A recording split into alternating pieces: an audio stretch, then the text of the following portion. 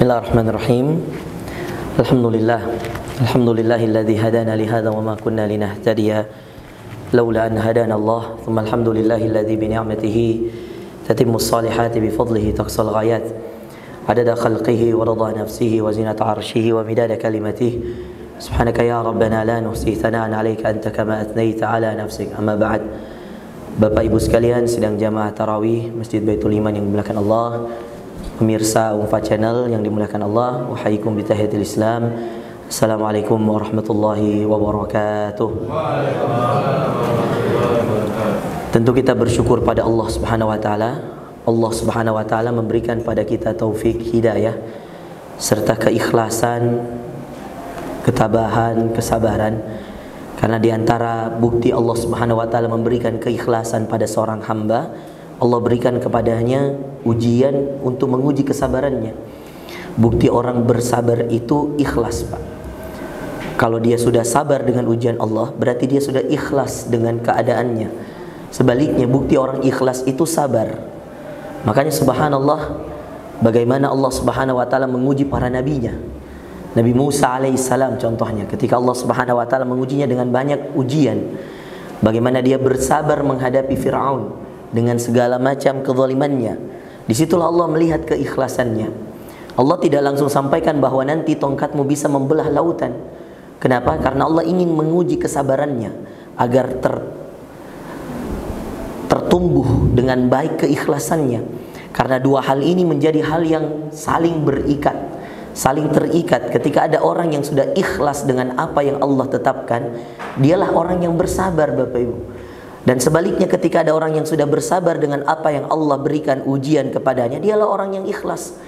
Jadi secara definisi singkat sebenarnya tentang keikhlasan, ya kita disuruh bersabar menghadapi semua ujian ketetapan Allah Azza wa Jalla. Termasuk ujian apapun, harta, keluarga, dan seterusnya. Semua itu bagian daripada cara Allah untuk mengikat kita sebagai hamba Allah yang ikhlas.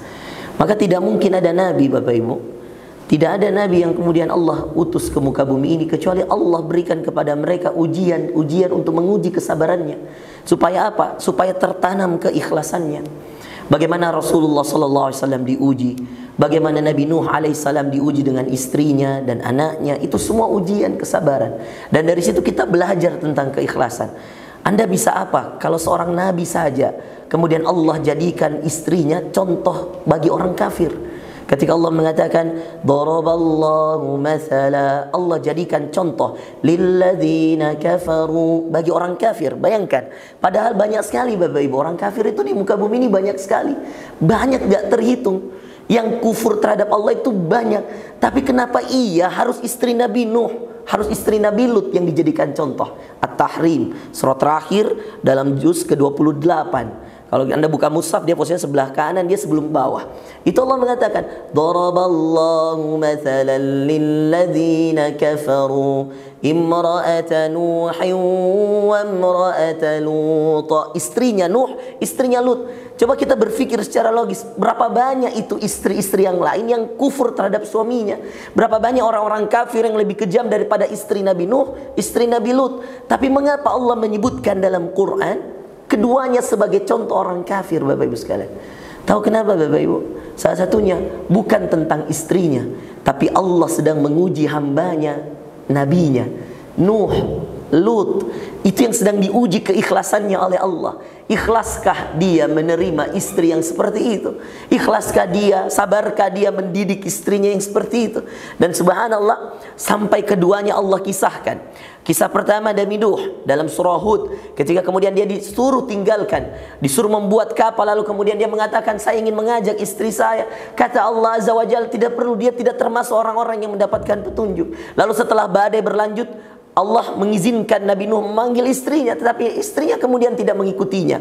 Lalu dipanggil anaknya, ya bunayyar kam ma'ana, anakku naiklah ke atas kapal. Anaknya juga tidak mengikutinya, bahkan dengan sombongnya mengatakan, sa'awi ila jabal ya'simuni minal ma', saya akan naik ke atas gunung yang akan mencegah aku dari banjir ini. Apa yang terjadi? Allah tidak selamatkan. Begitu juga Nabi Lut, saudara sekalian. Sampai akhir hayatnya tidak ada cerita Nabi Lut menceraikan istrinya. Sampai akhir hayat Nabi Nuh dengan segala kekufuran istrinya. Tidak ada cerita Nabi Nuh kemudian meninggalkan istrinya, atau kemudian menjelek-jelekkan istrinya, atau kemudian dia meremehkan istrinya. Tidak, terus ada upaya-upaya kesabaran yang dilakukan. Dan itu yang Allah inginkan sebenarnya dari para nabinya. Keikhlasan yang ditanamkan lewat sebuah ujian, dan itulah yang menghasilkan kesabaran. Bapak Ibu sekalian, ini hanya bagian dari contoh, karena saya yakin kita semua menghadapinya. Ada yang diuji lewat istrinya, Pak. Sebaliknya ibu-ibu ada yang diuji lewat suaminya. Ada yang diuji lewat anak laki-lakinya. Anak perempuannya salehah, anak laki-lakinya bandelnya minta ampun. Sebaliknya anak laki-lakinya saleh, anak perempuannya susah sekali, disuruh pakai jilbab aja nggak mau. Dan itu ujian-ujian kita, Pak. Tapi lihat para nabi, lihat ujian-ujian mereka. Apa mereka kemudian meninggalkan orang-orang yang menjadi ujiannya? Tidak. Lut ketika kemudian disuruh meninggalkan kota, karena Allah akan menghancurkan kota tersebut. Bahkan Allah mengatakan, "Faja'alna 'aliyaha safilaha." Kami jadikan yang di bawah di atas, yang di atas di bawah. Dibolak-balik itu kotanya Lut, negerinya Lut. Lalu kemudian Allah mengatakan, pergilah meninggalkan, wa asri bi ibadi laila, tinggalkan kotamu bersama pengikutmu malam hari, dan jangan menoleh. Apa pertama yang dikatakan Nabi Lut? Siapa pertama yang dicari, Bapak Ibu? Kata Nabi Lut, bagaimana dengan istriku? Kata Allah, illam ra'ataka kanat minal ghabirin, kecuali istrimu kamu nggak usah peduli, dia termasuk orang yang akan tersiksa di dalam hukuman kami. Berjalanlah Nabi Lut dengan segala kesabarannya, sampai Bapak Ibu sekalian, sudah ini mau diazab, masih dia tanya istrinya dengan semua kedurhakaannya, Pak. Bapak Ibu sekalian, iya.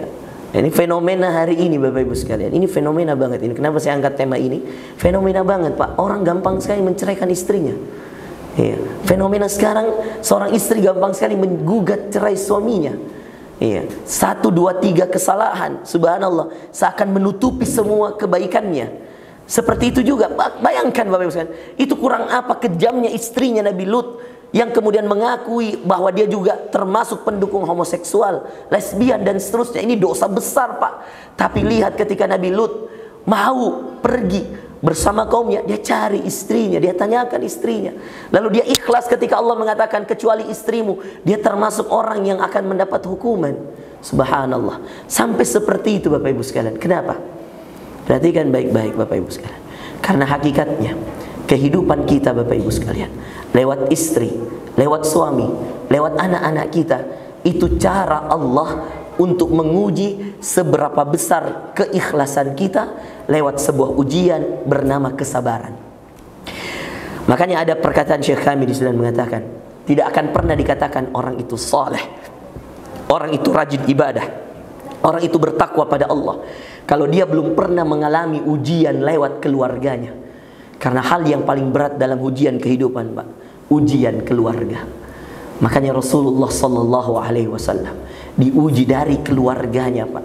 Yang paling menyedihkan ketika Rasulullah harus kehilangan pamannya Abu Talib, orang yang sangat disayanginya, orang yang begitu mendukung dakwahnya hingga akhir hayatnya, untuk mengucapkan kalimat la ilaha illallah, didatangi oleh Rasulullah. Saking sayangnya Rasulullah pada pamannya tersebut, ini mengatakan, ya ammi, wahai pamanku, qul la ilaha illallah, cukup katakan la ilaha illallah, atman lakal jannah, aku jamin bagimu surga. Subhanallah. Terus diulang sampai kemudian Abu Talib sudah hampir menggerakkan lisannya, menggerakkan bibirnya. Lalu kemudian para pembesar kaum kafir Quraisy ketika itu mengatakan, ya Abu Talib, hai Abu Talib, apakah kamu mau mati, mau meninggal dalam keadaan engkau masuk ke dalam agamanya Muhammad yang gila ini? Subhanallah. Diuji terus Muhammad, Rasulullah SAW terus mengatakan itu, sampai turunlah firman Allah. Bapak Ibu sekalian, dengarkan ini. Kata Allah Azza wa Jalla, innaka la tahdi man ahbabt, wahai Muhammad, engkau enggak bisa berikan petunjuk kepada siapa yang kau cintai, walakinnallah, tetapi Allah, kata Allah. Al-Qasas, ayatnya dalam surah Al-Qasas, Posisinya sebelah kiri bagian paling atas.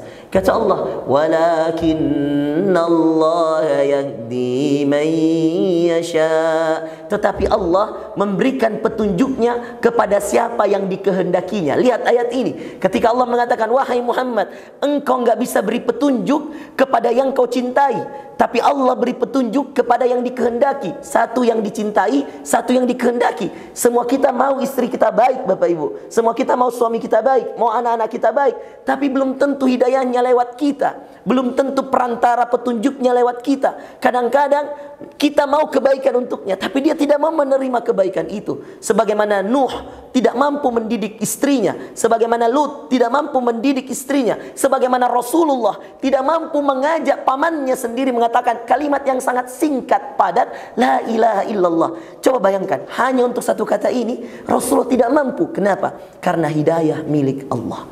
Tapi apa pelajaran besarnya? Sampai akhir hayat tidak ada di antara nabi yang mengatakan saya menyerah. Tidak ada yang di antara mereka mengatakan, iya, saya sudah ampun dengan istri saya sudah menyerah dengan anak saya. Tidak ada, Bapak Ibu. Sampai titik akhir kehidupan Rasul tidak mengatakan saya sudah menyerah dengan paman saya. Tidak. Tapi didatangi sampai detik-detik terakhirnya. Menunjukkan apa, Bapak Ibu sekalian? Menunjukkan hidayah betul milik Allah. Tetapi ketahuilah bahwa usaha manusia, doa dari manusia, itu adalah hal mutlak yang harus kita kerjakan. Maka Bapak dan Ibu sekalian yang dimuliakan Allah, kesabaran, keikhlasan akan menjadikan keluarga kita sakinah, mawaddah, warahmah. Tentu Bapak Ibu sekalian, tidak mungkin, kasihan, percaya sama saya, tidak mungkin ada keluarga yang tidak ada masalahnya, Pak. Tidak mungkin ada keluarga yang tidak ada ujiannya, subhanallah. Satu persatu silih berganti ujian. Kita selesai dari ujian ekonomi, datang lagi ujian masalah keluarga. Selesai masalah keluarga, datang ujian ekonomi. Begitu seterusnya, datang lagi ujian masalah macam-macam. Ujian yang kemudian tidak akan ada ujungnya, tidak akan ada akhirnya. Dan begitulah kehidupan sampai akhir hayat. Karena Allah Subhanahu wa taala yang menjanjikan itu. Kata Allah, "Wala nabluwannakum," kami akan uji kalian bisyai'im minal khawfi wal ju'. Pasti kami uji kalian dengan sesuatu yang bentuknya ketakutan, minal khawf wal ju' dan kelaparan, wa naqsim minal amwal. Sesekali kami uji kalian lewat harta kalian. Kami kurangi harta itu yang tadinya banyak, dikurangi Allah.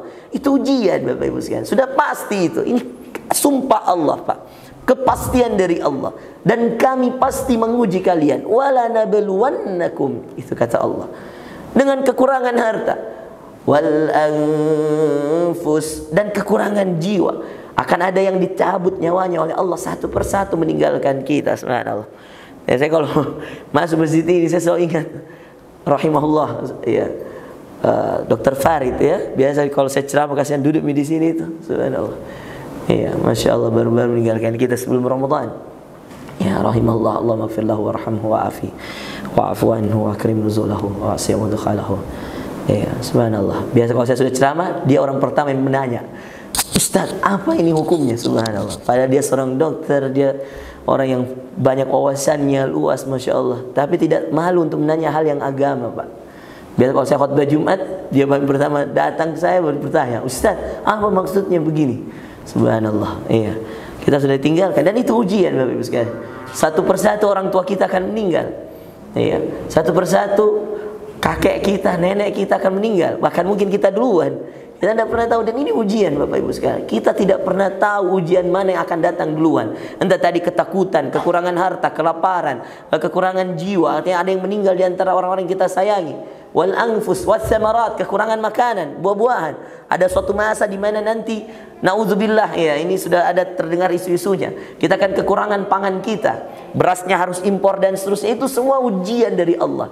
Sebagaimana dulu Allah menguji kota Mesir yang akhirnya 7 tahun berturut-turut tidak ada panen sedikit pun. Akan ada zaman itu, subhanallah, naudzubillah min dzalik. Dan itu tergantung erat dengan kesolehan kita, keikhlasan kita, kesabaran kita sebagai seorang hamba. Maka Bapak dan Ibu sekalian, melakukan Allah, pada kesempatan hari ini Ini yang saya dapat sampaikan, ya. Bagaimana kita mengolah kesabaran itu.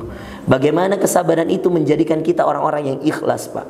Orang kalau sudah terbiasa sabar, Pak, nanti kalau dicabut satu persatu nikmat, dia akan mengatakan, Inna lillah wa inna ilaihi rajiun. Dulu kan ini semua tidak ada, terus saya dititipi Allah, terus saya diambil lagi oleh Allah. Biasa aja, karena kita mengatakan, Inna lillah. Kemudian dulu ada mobilnya, terus kemudian pandemi harus jual mobil. Kita mengatakan, innalillah, ini kan mobil milik Allah. Jangankan mobil, nyawa saya saja milik Allah. Dulu kita punya usaha, terus kemudian usahanya mati, lalu kemudian Allah ambil. Lalu kita mengatakan, biasa aja, kita udah sabar, udah latihan sabar, udah terbiasa sabar. Dengan keikhlasan yang sudah terpupuk, kita akan mengatakan, innalillah, bukankah ini milik Allah? Wa inna ilaihi rajiun, kita akan kembali pada Allah.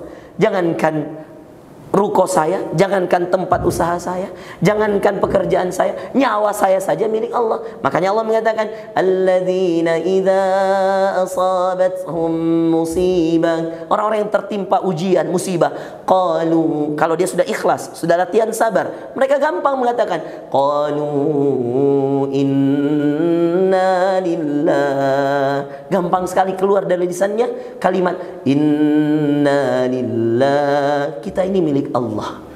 Qalu, mereka mengatakan inna lillah. Ada orang tuanya meninggal, dia mengatakan inna lillah, orang tuaku milik Allah, bukan milikku. Ada istrinya meninggal, istriku milik Allah. Ada suaminya meninggal, suamiku milik Allah. Qalu inna lillahi wa inna ilaihi raji'un. Mereka mengatakan inna lillahi wa inna ilaihi raji'un. Maka Bapak Ibu sekalian, kalimat ini bukan hanya untuk orang mati, Pak. Kalimat ini untuk semua musibah yang kena dengan kita. Bahkan kata para salaf terdahulu dikatakan, seandainya sendalmu hilang di depan masjid, kamu taruh, lalu kemudian kamu keluar dan tidak ada itu sendal, katakan inna lillahi wa inna ilaihi raji'un. Ini memang untuk semua musibah, Pak. Bukan hanya ketika ada orang meninggal.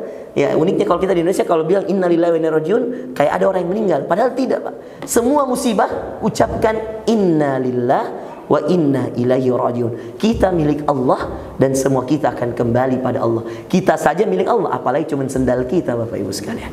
Semoga bermanfaat dan semoga Allah Subhanahu wa taala menjadikan kita hamba-hamba yang selalu taat.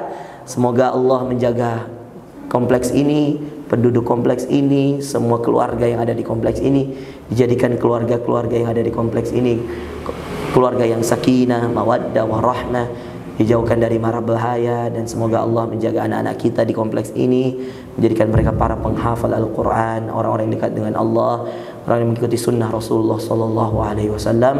Dan mudah-mudahan kita semua dijadikan hamba yang bertakwa di bulan suci Ramadan.